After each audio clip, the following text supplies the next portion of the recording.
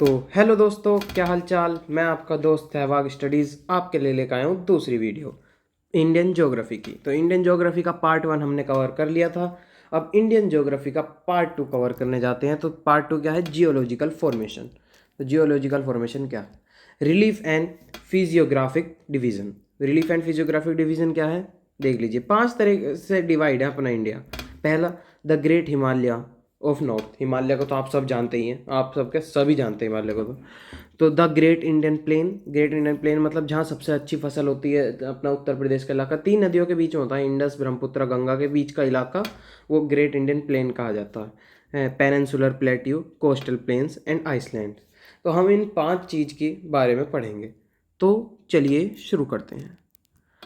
पहला है the great Himalayas. The great Himalayas क्या है? सही है। The Himalayas runs in a east west direction from industry to the Brahmaputra. तो ईस्ट वेस्ट डायरेक्शन में जाते हैं, ईस्ट से वेस्ट की डायरेक्शन में जाते हैं हिमालय। ये बात याद रखना, ब्रह्मपुत्र की तरफ। कहाँ से? इंडस्ट्री मतलब कश्मीर से लेके, और आप मान लीजिए ब्रह्मपुत्र जहाँ है, ब्रह्मपुत्र नदी, वहाँ तक जाते हैं हिमालय। सही है। They form an arc which cover a distance about 250 kilometre, 2500 kilometre. सही है। तो जो ये आर्क, ये ना पूरे एक आर्क फॉर्म करते हैं। मैं आपको बताता हूँ आर्क कैसे, आर्क क्या होती है। आर्क है जैसे ये जो भी है, ये क्या है? ये आर्क है। ये क्या फॉर्म करते हैं? ये आर्क फॉर्म करते हैं। सही है। तो क्या फॉर्म करते हैं? आर्क फॉर्म करते हैं। इस बात को आप जान लिए। तो उसके बाद चलते हैं अपन, उसके बाद चलते हैं। The width varies from 400 kilometre in Kashmir to 150 kilometre in Arunachal Pradesh. तो इनकी विड्थ मतलब चौड़ाई, कितने चौड़े हैं? तो कश्मीर में ये 400 किलोमीटर चौड़ाई है इनकी, 400 किलोमीटर तक चौड़े हैं। लेकिन वहीं जाते जाते जाते जाते जाते जाते ये अरुणाचल प्रदेश में कहाँ पहुँच रहे हैं? सिर्फ 150 किलोमीटर। तो 400 किलोमीटर से 150 किलोमीटर तक ये आ गए। चलो, उसके बाद आते हैं the Himalayas range is classified into 5 longitudinal series of mountain. तो 5 लॉन्गिट्यूडनल सीरीज ऑफ माउंटेन के नाम से जाने जाते हैं हिमालयन रेंज। तो पहला क्या है? ट्रांस हिमालयाज। ट्रांस हिमालयाज क्या है? The north of greater Himalayas lies the trans Himalayas और तिब्बत हिमालयाज। जो ट्रांस हिमालयाज है वो नॉर्थ ग्रेटर हिमालयाज है। नॉर्थ की तरफ जो ग्रेटर हिमालयाज होते हैं, लाई करते हैं, उन्हें ट्रांस हिमालय कहते हैं। और इनका नाम दूसरा तिब्बत हिमालयाज भी होता। तो ऐसे भी पूछ लेते हैं कि तिब्बत हिमालयाज क्या है? तो तिब्बत हिमालयाज क्या है? तिब्बत हिमालयाज ट्रांस हिमालयाज। ग्रेटर हिमालयाज और हिमाद्री, सेकंड कौन से हैं? ग्रेटर हिमालय और हिमाद्री। ये क्या है? The north most important range is known as greater और इनर हिमालयाज और हिमाद्री। तो इनर हिमालयाज और हिमाद्री कौन सी है? द मोस्ट इंपॉर्टेंट, क्या मोस्ट इंपॉर्टेंट रेंज है, मोस्ट इंपॉर्टेंट रेंज। सही है। तो उसके बाद चलते तीसरे, हिमाचल हिमालयास। हिमाचल हिमालयास कौन से हैं? The range lying to the south Himadri from the most rugged mountain system. तो जो साउथ हिमाद्री जो वो है, हिमाद्री रेंज अपनी ऊपर जो है, हिमाद्री रेंज ये रही, ये जो अपनी हिमाद्री रेंज है ये रही। तो उसके साउथ में क्या कवर करता है? हिमाचल हिमालयास। सही है। उसके बाद है शिवालिक। शिवालिक हिमालयास बहुत इंपॉर्टेंट है, इसके बारे में पूछा भी गया है। तो Shivalik Himalayas, the outer most range of Himalayas is known as Shivalik. दो आउटर मोस्ट रेंज क्या है हिमालयास की? उसका नाम है शिवालिक। सही है। It extend a with 10 to 50 kilometre. तो इसकी विड कितनी एक्सटेंड है? 10 से 50 किलोमीटर।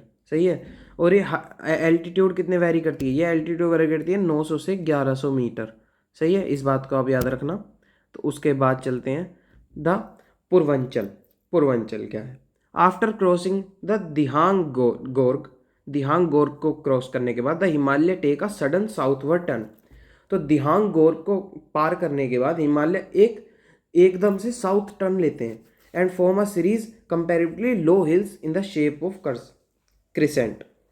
तो जो ये पूर्वांचल है, पूर्वांचल क्या है? दिहांग गोर्ग के बाद हिमालय एक सडन साउथवर्ड टर्न लेते हैं, मतलब साउथ की तरफ टर्न लेते हैं।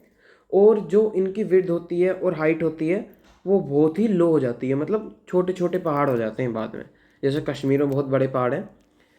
तो अब जानते हैं the mountain phases of India, mountain passes, जो इम्पोर्टेंट माउंटेन पासेस हैं इंडिया के, वो कौन कौन से हैं। माउंटेन पासेस मतलब माउंटेन के अंदर जो पास बनाते हैं वो।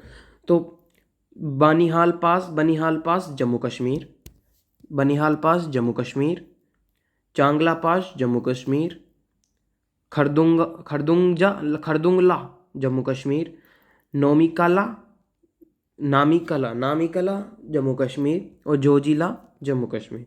ये जोजिला तो 2024 एनडीए में भी पूछा गया था, जोजिला पास कहाँ है। सही है। तो ये सब याद, जम्मू कश्मीर के ये 5 हैं, जम्मू कश्मीर के ये 5 हैं।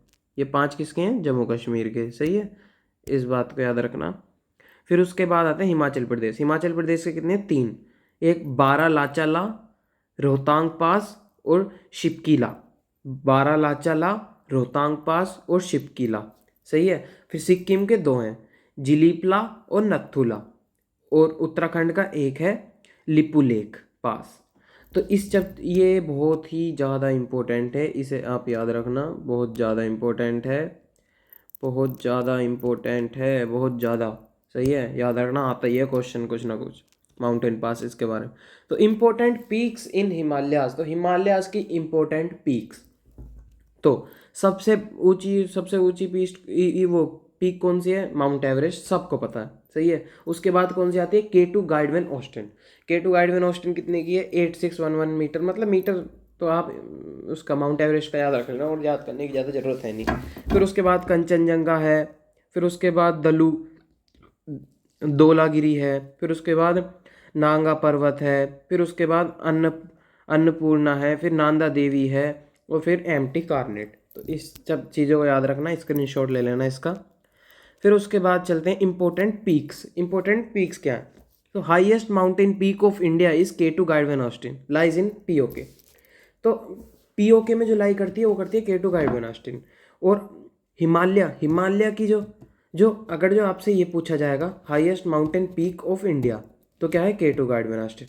और अगर जो आपसे ये पूछा जाएगा highest mountain peak in India, वो ऑफ इंडिया इन हिमालयाज, तो क्या है, कंचनजंगा। इस बात का याद रखना, ठीक है। फिर उसके बाद चलते हैं highest peak in eastern Ghats. Eastern Ghats में कौन सी पीक सबसे लंबी है, वो है जिंदागादा। जिंदागादा जो कहाँ है, आंध्र प्रदेश में। आंध्र प्रदेश में क्या है, जिंदागादा।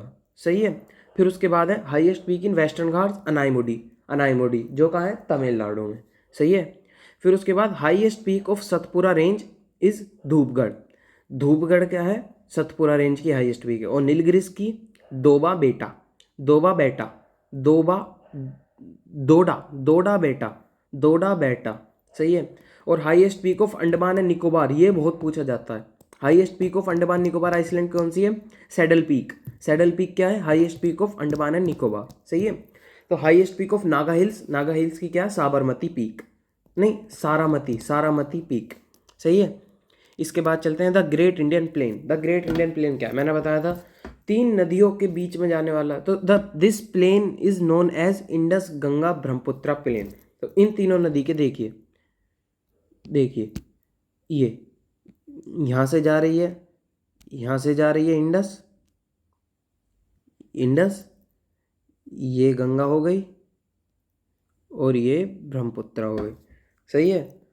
तो इन तीनों के बीच में लाई करने वाला क्या होता है, द ग्रेट इंडियन प्लेन। तो it extend for a distance of about 3200 kilometre, and it's width varies 150 to 300 kilometres. तो ये बड़ा कितना है, मतलब एरिया कितना है इसका एक्सटेंड, तो ये 3200 किलोमीटर का, और इसकी चौड़ाई कितनी है, 150 से 300 किलोमीटर तक की है अपने ग्रेट इंडियन प्लेन की। ठीक है। These plain are almost featureless and attend a maximum height of 204 metre. तो इनकी मैक्सिमम हाइट क्या है, मैक्सिमम हाइट है 204 metre. And the land around Ambala act as the watershed divided in this plain. तो land around Ambala act the watershed, तो watershed की तरह act कौन सी करती है, the land about Ambala. Ambala क्या करती है, वाटर शेड की तरह एक्ट करती है, जो डिवाइड करती है दिस प्लेन को। ठीक है। On the basis of characteristics of these plain they are divided into 4 parts. तो सही है, तो प्लेन कितने पार्ट में डिवाइडेड है? अपने 4 पार्ट में डिवाइडेड है, तो वो भी देख लेते हैं। Bhabar region, Bhabar region, this region is found along the foothills of Shivaliks from Indus to Teesta without any break. तो ये कहाँ तक चलते हैं? ये चलते हैं इंडस से टिस्टा तक, सही है, किसी भी ब्रेक के बिना, मतलब बिना ब्रेक, बिना रुके, सीधा इंडस से टिस्टा, सही है। Terai, Terai region, this region is found on to the south of Bhabar region, Bhabar region, and this is the region of dense forest and high biodiversity. तो ये भाबर रीजन जो है अपना, जो अपना भाबर रीजन है, उसके साउथ में, उसके साउथ में वो करते हैं, लाई करते हैं। और सबसे बड़ी बात इसमें क्या है? डेंस फॉरेस्ट, मतलब घने जंगल और ज़्यादा बायोडाइवर्सिटी है। क्या है? घने जंगल और ज़्यादा बायोडाइवर्सिटी, घने जंगल और ज़्यादा बायोडाइवर्सिटी, ठीक है। फिर उसके बाद चलते हैं, उसके बाद है खादर रीजन। खादर रीजन क्या है? This region is made up of new alluvium and this region is generally found in the delta region. तो ये रीजन क्या है? ये नई एलुवियम का है, मतलब नई सोइल, नई उसका मिट्टी का है। तो ये डेल्टा रीजन है, इस रीजन का कहते हैं डेल्टा रीजन कहते हैं। The Ganga Brahmaputra delta, example जैसे द गंगा ब्रह्मपुत्र डेल्टा हो गया, सही है। और बांगर रीजन, बांगर रीजन क्या है? This region is higher part of the plain. तो सबसे ज़्यादा पार्ट किस क्या है? बांगर रीजन है। तो where the flood water can not reach, जो सबसे ऊंचा पार्ट है वो भी है, क्योंकि सुनामी जब भी आएगी तो इस जगह तक नहीं पहुंच सकती। It is made up of old alluvium, तो ये ओल्ड एलुवियम का बना हुआ है, ठीक है, इस चीज़ को याद रखना। फिर आते हैं the peninsular plateau, peninsular plateau. The peninsular plateau is the kind of triangular shape and composed of old crystalline igneous and metamorphic rock। तो पेनिनसुलर प्लेट्यू क्या होता? एक ट्रायंगुलर शेप का होता, ये रहा, ये ट्रायंगुलर शेप का है, और जिसमें कि क्रिस्टलाइन, इग्नीशियस रॉक और मेटामॉर्फिक रॉक हमें बहुत ज़्यादा पाए जाते हैं, ठीक है।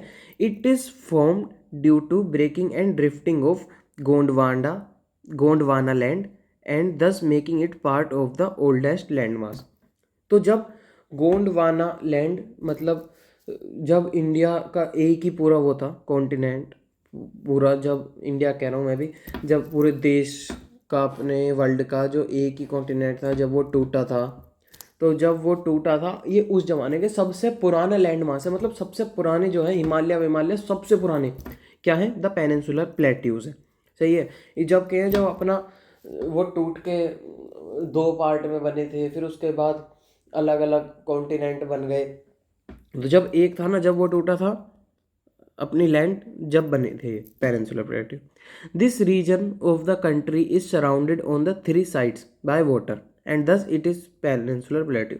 तो पेनिनसुलर प्लेट्यू होता क्या कि कोई भी साइड है, जैसे कोई भी ये है कि ये है ओ, ये तरफ तो मेरा इंडिया से जुड़ा हुआ है, इस तरफ भी पानी है, इस तरफ भी पानी है, इस तरफ भी पानी है।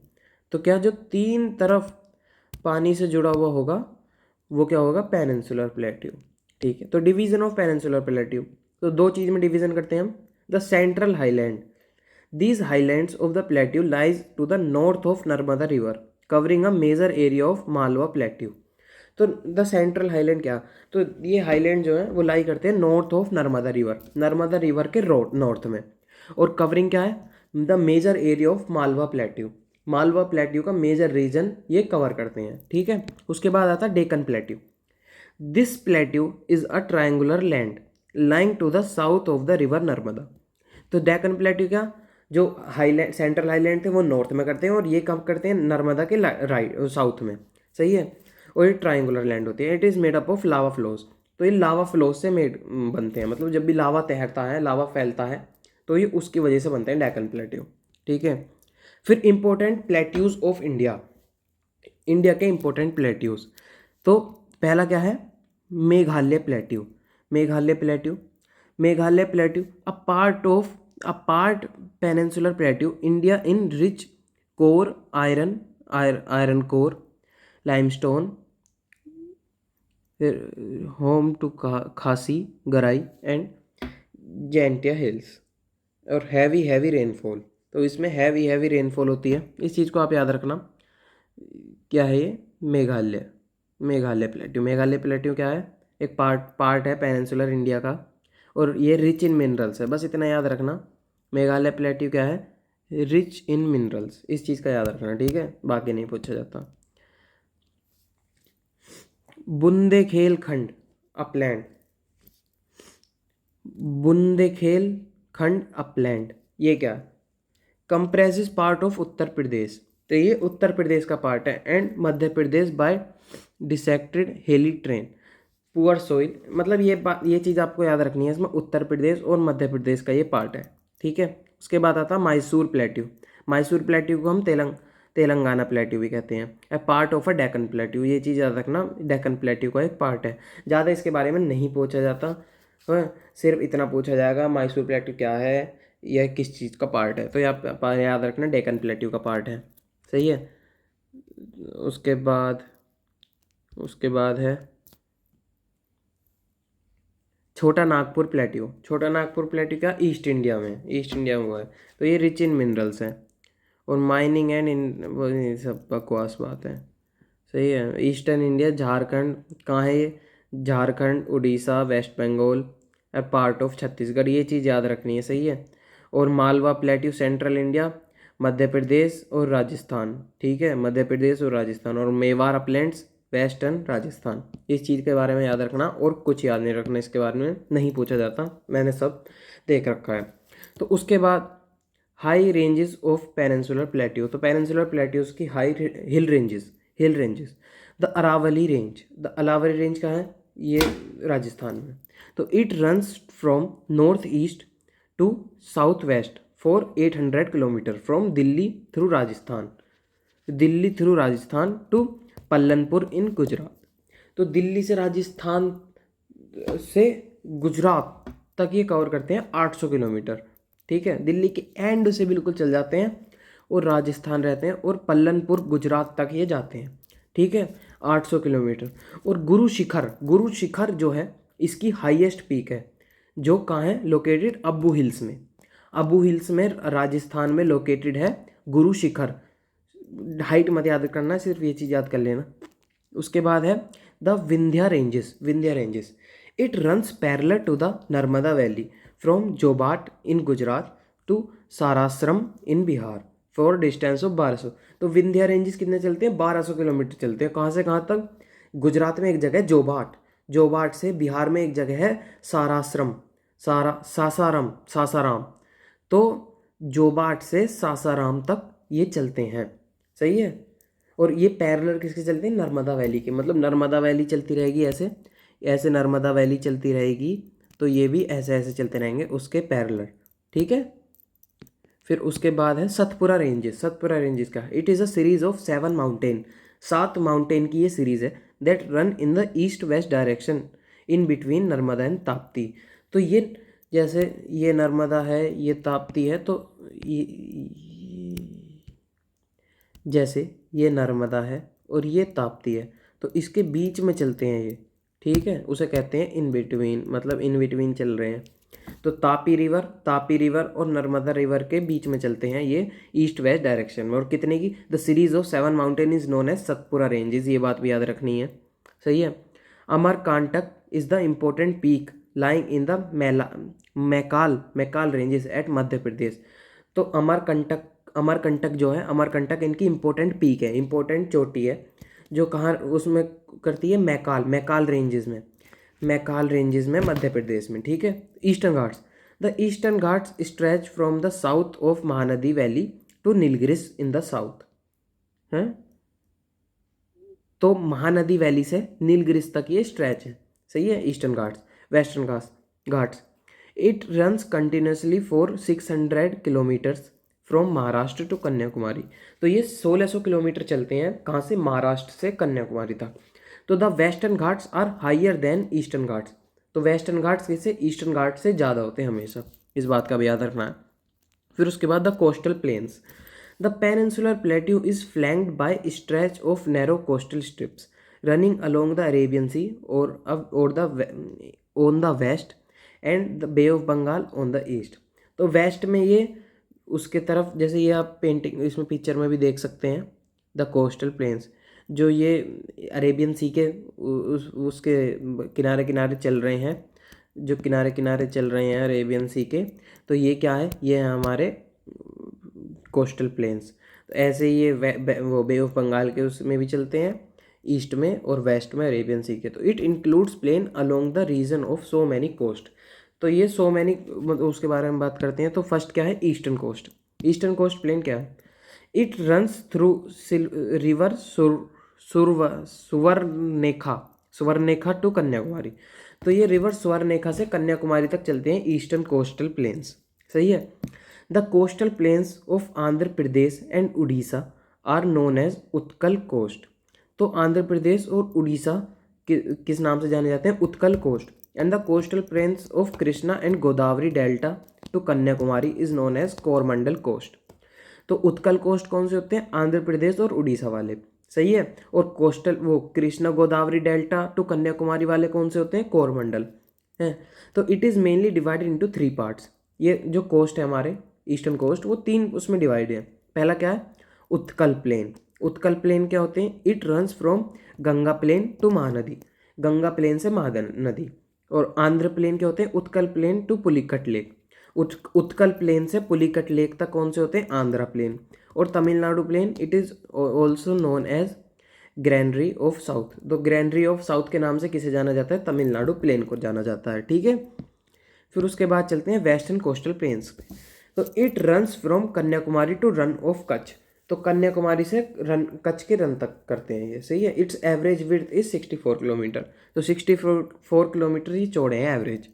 तो the coastal plains are divided into 5 parts. तो ये 5 पार्ट्स में डिवाइड है। पहला है Kathiawar plain, the Rann of Kutch to Daman, Rann of Kutch से दमन तक की तरफ चलते हैं। दूसरा है मालाबार और केरला कोस्ट। तो ये मैंगलोर से कन्याकुमारी तक चलते हैं। सही है। फिर है कोंकणी कोस्ट, कोंकणी कोस्ट दमन से गोवा तक चलते हैं। फिर है कर्नाटका कानरा कोस्ट, वो गोवा से मैंगलोर तक चलते हैं। और Gujarat plains east of Kutch से काठियावाड़ तक चलते हैं। मतलब इस चीज़ को आपको याद रखना है, इसका स्क्रीनशॉट ले लेना, एक बार लिख के देख लेना बस। मैं तो ये कहूँगा एक बार लिखोगे तो एक दिमाग में बैठ जाती है चीज़। एक बार लिखोगे या फिर अपने लिखे हुए को पढ़ोगे ना, तो सबसे बेस्ट चीज़ है, सबसे बेस्ट। एक बार इसे ही नोट्स को देख के लिखो और फिर उसे अपने लिखे हुए को एक बार पढ़ लो, तो दिमाग में ऐसी चीज़ बैठ जाती है कि फिर वो निकलती नहीं। मैं तो ऐसे ही करता हूँ और मेरे तो सही बैठती है इसमें दिमाग में। फिर उसके बाद अपने लास्ट टॉपिक आइसलैंड्स की तरफ बढ़ते हैं। तो there are 2 main group of island in the Indian ocean far away from the coast. मतलब 2 मेन आइसलैंड है जिनके बारे में पढ़ते हैं और जिनके बारे में क्वेश्चन आते हैं। और तो बहुत छोटे छोटे आइसलैंड है जिनके बारे में कोई क्वेश्चन नहीं आता, तो उनके बारे में पढ़ के हम अपना टाइम भी वेस्ट नहीं करेंगे। तो पहला है लक्षद्वीप और दूसरा है अंडमान निकोबार। तो हमारे 2 मेन आइसलैंड हैं, उनके बारे में हम पढ़ लेते हैं। पहला आइलैंड है, these island lies close to Malabar coast of Kerala. तो ये कहाँ लाई करता है, मालाबार कोस्ट केरला के पास। This is 25 island is composed of small coral island. तो इसमें कितने 25 छोटे छोटे छोटे छोटे आइसलैंड को कंपोज्ड करके एक लक्षद्वीप बना दिया गया। मतलब कितने आइसलैंड को, ये बात याद रखना, कितने आइलैंड को, 25 आइलैंड को। ठीक है। फिर उसके बाद आता अंडमान एंड निकोबार आइसलैंड। तो these island lies close to equator, ये इक्वेटर के धोरे लाई करता है, इक्वेटर के पास लाई करता है। एंड एक्सपीरियंस इक्विलेटरल क्लाइमेट, और इक्विलेटरल का जो क्लाइमेट है वो यहाँ एक्सपीरियंस होता है, यहाँ आता है। सही है, अंडमान निकोबार में। एंड हैव थिक फॉरेस्ट, और घने जंगल होते हैं अंडमान निकोबार में। सही है, इस चीज़ का याद रखना। The great Andaman group of island in the north is separated by 10 degree channel from the Nicobar group of south. तो जो अंडमान आइसलैंड है, अंडमान आइसलैंड का है नॉर्थ का, और जो निकोबार आइसलैंड का है वो साउथ का। तो जो अंडमान को निकोबार से सेपरेट कर रही है उसे हम क्या कहेंगे, ये question very very very very very important है। क्या कहेंगे उसे, 10 degree channel, 10 degree channel, 10 degree channel. 10 degree channel क्या है, अंडमान को निकोबार से सेपरेट करने वाली लाइन को क्या कहते हैं, 10 डिग्री चैनल। तो इस बात को आप याद रखना, और बाकी कमेंट में बता देना मैं कुछ पढ़ाने में गलती तो नहीं कर रहा, क्योंकि मेरा पहला एक्सपीरियंस है पढ़ाने का। चलो, तो इसी के साथ मैं एक ही चीज़ कहना चाहूँगा, subscribe to Sehwag studies for more videos. Thank you, good bye.